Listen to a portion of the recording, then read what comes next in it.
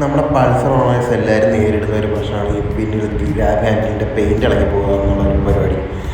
അതിനി എന്തൊക്കെ ചെയ്തെന്ന് പറഞ്ഞാലും ആ പെയിൻറ്റ് ഇളകിപ്പോയിക്കൊണ്ടിരിക്കും. ഒരു 10 കോട്ടോ 20 കോട്ടോ 30 കോട്ടോ അടിച്ചാലും ആ പെയിൻറ്റ് അവിടെ നിന്ന് ഇളകിപ്പോയിക്കൊണ്ടിരിക്കും. പെയിൻറ്റ് ഇളകിപ്പോയതുകൊണ്ട് തന്നെ ഇനി എത്ര കഴുകി വെച്ചാലും മനസ്സിനൊരു തൃപ്തി കാണില്ല, ഒരു വൃത്തിയും കാണില്ല.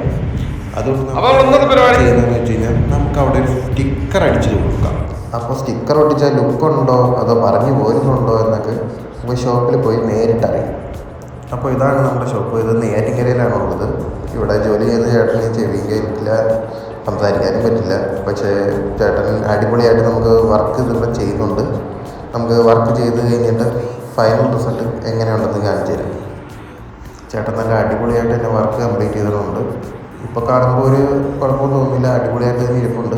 എന്നാൽ തന്നെ ഇപ്പോൾ ലേറ്റായി പോയതുകൊണ്ട് നമുക്ക് നാളെ മോർണിംഗ് ഇതിൻ്റെ വീഡിയോ എടുക്കാം. അപ്പോൾ എങ്ങനെയുണ്ടെന്ന് കൃത്യമായിട്ട് നിങ്ങൾക്ക് കാണാം.